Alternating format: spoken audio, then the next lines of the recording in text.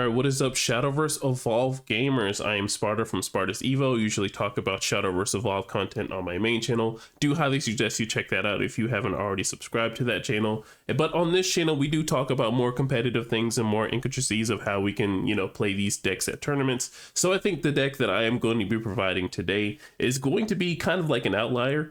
A lot of dragon players, and I know Chris is going to be super happy if you've seen him on the other videos. He's going to be very happy to see this video just because dragon is his favorite craft. And I really don't talk about dragon too often, so I did kind of like sit down and cook with this deck. So if any of you have any suggestions to make this deck a little bit better, feel free to drop a comment in the comment section below so we can make this deck pretty viable for set 15.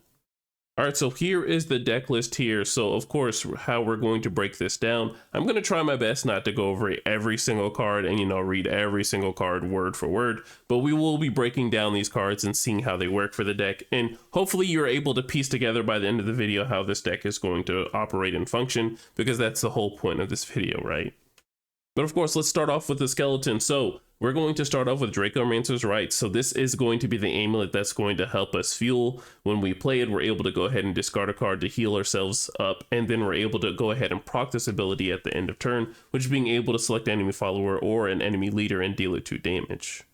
All right, and just another card that's going to be pairing up wonderfully with the Dracomancer's Rites is Trail of Light. When you do pitch this card, you get to draw that extra card, so being able to draw 2, it's just very good for filtering and digging through your deck. And then, of course, you pitch the card and you're able to draw a card and then deal 2 damage to the enemy leader. That's just pretty good. All right, so then let's move on into Dragon Oracle. So this is going to be kind of like the last piece that we do need. That's like the 3 of that we need of this deck. So being able to have this to being able to ramp, just so we can stay ahead and stay on curve, so we can play our boss monsters a little bit earlier. And of course, we will be necking in hand size, but we will get that plus some play points, so we do get to play those boss monsters or other cards, so we can keep progressing through our game plan. All right, so that's really the cards that I wanted to talk about for like the main engine, the things that really just kind of define Dragoncraft for this deck. Now let's go ahead and talk about, I'd say, the matchup specific cards, or kind of like the early game running cards that we're going to be needing to survive.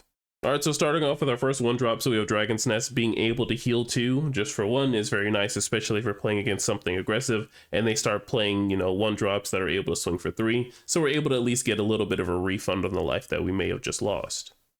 And then we have Blazing Breath. So if you actually have the opener where you do have Blazing Breath, you cannot worry about said follower, because the chances of them dropping a 1-drop that's going to have at least 3 defense. Now there are followers out there that do have 3 defense and do cost 1, but of course it's not in every deck, so it's going to be more common that this Blazing Breath is going to be pinging something for 2 in the early game, or when you get into the later game, of course, with Overflow, which of course why we're running the Dragon Oracle, so we can deal 4 damage in quick timing. All right, so the next card, of course, I forgot personally that we do need 3 of this card as well, just because this is going to help us spawn out the Nitirian Great Tree, which will help us filter, and of course also proc Dracomancer's Rites if we need to go ahead and deal 2 damage. All right, so getting back into removal though, so we do have the Steel Cap, I'm sorry, these dinosaur names are actually pretty advanced, but we do have the Steel Cap 2 cost, which is when it does die, we do get to summon the Nitirian Great Tree, but on Evo is what's going to really be helping us in tempo. So when we do evolve this, we can select the enemy follower on the field and deal it 2 damage. But if we did discard a card this turn, so of course this pairing this up with the Nitirian Great Tree is going to help us deal 4 damage to a follower, and of course having the 3/3 with Rush so we can swing it into another follower. And of course if this follower dies, we can go ahead and summon that Nitirian Great Tree, and we took care of a lot of followers on their field while also helping with our game plan for the very next turn. All right, and then also we have other good removal cards like Cursed Fervor, which is a 2-cost card that allows us to deal 4 damage to something. And then of course, if we are in Overflow, we can have it in quick timing, so being able to deal 4 damage on our opponent's turn, and then also summoning in a Nitirian Great Tree is going to be very good. All right, so last piece of removal before we get into the boss monsters here. So we have Force of the Dragon Newt, which is a good 2-cost quick spell that allows us to deal 3 damage to something in quick timing. Very good. Being able to draw and discard is really the bigger thing that we do need. Now, this will only work for Dracomancer's Rites if we do it on our turn. Now, we only do have the 1 of it in our deck just because it's kind of situational when we need to do 3 damage, because most of the other spells that we have in here do 4. All right, so let's start talking about our boss monsters and then we'll get into the neutral cards, which is really what'll help us boost up our game plan. So of course, we're going to be running the 2 of Forte. This is just a good storm damage follower for Dragoncraft. To be honest, if you're playing against Rune, this is just free damage because Rune can't interact with this card's damage. Just being able to swing for 7 and then your opponent just has to say, well, you know, I'm taking 7 to the face. That's a lot of damage in one turn. All right, and then next up we do have Jerva. So this card is going to be the board wiper for the deck. Of course, we enjoyed Conflagration for what it was, but having a body attached to a board wipe is pretty good. And then of course on our end phase, we're going to also draw a card as well, which will really help. But another thing that I really do like about Jerva is really nobody pays attention to, but has just kind of like fizzled out since set 9. But being able to deal 5 damage to the enemy leader is really what's big. And of course, since we did kind of like blow up the entire board and got rid of our hand on the fanfare, we're able to do that extra 2 damage, especially if we have Dracomancer's Rights on the field.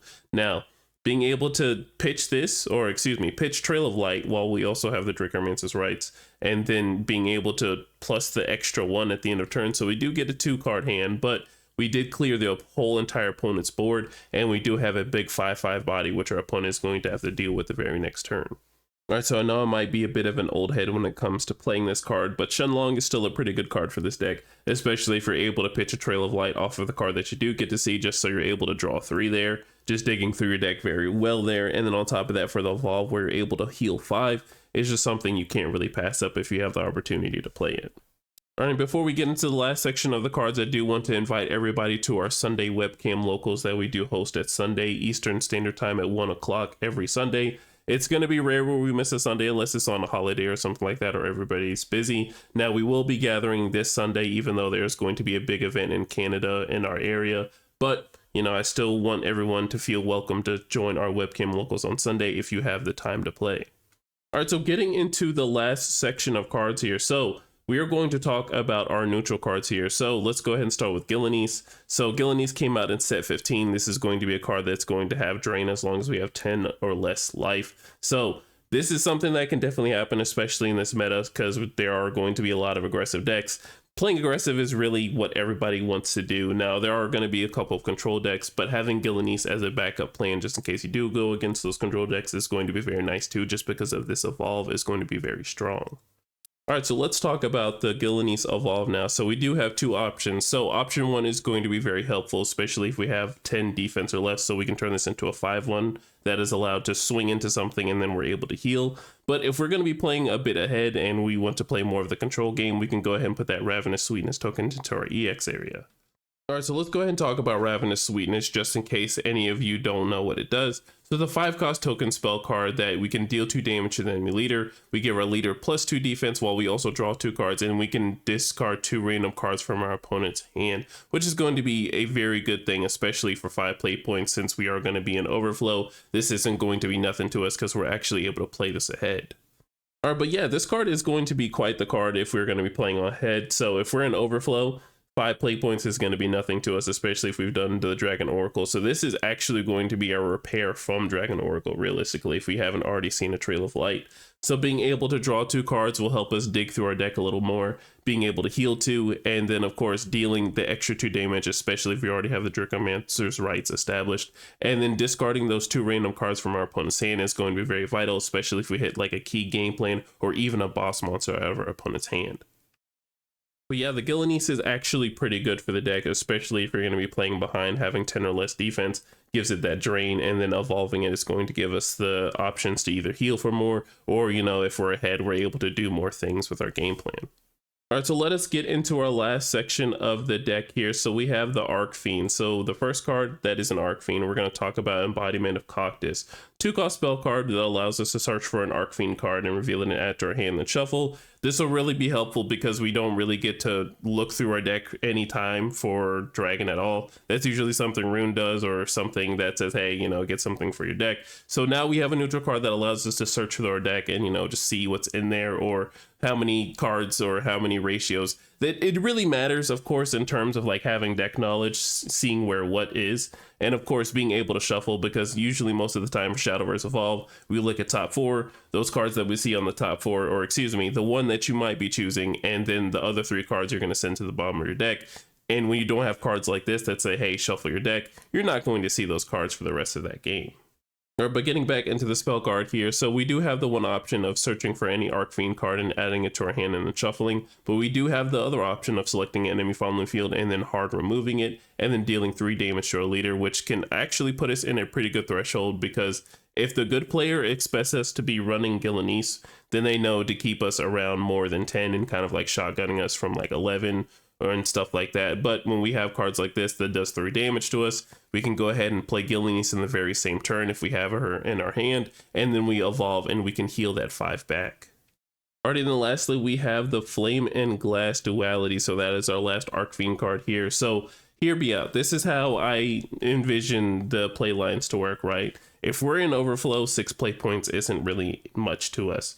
But mind you, we are going to be playing Jerva on the deck, so there are situations where we're going to have to discard our entire hand. Now, the chance of you having all 3 Flame and Glass dualities in your hand when you go for Jerva is pretty low. So if you go ahead and get rid of a Flame and Glass duality early, you're actually able to proc both of these effects by getting rid of a Flame and Glass duality and then getting rid of Embodiment of Coctus, which will allow us to do both, having a 7/7 Storm, and on top of that, getting rid of 2 enemy followers on the field, especially if they're going to be wards, so we can go ahead and swing in for 7.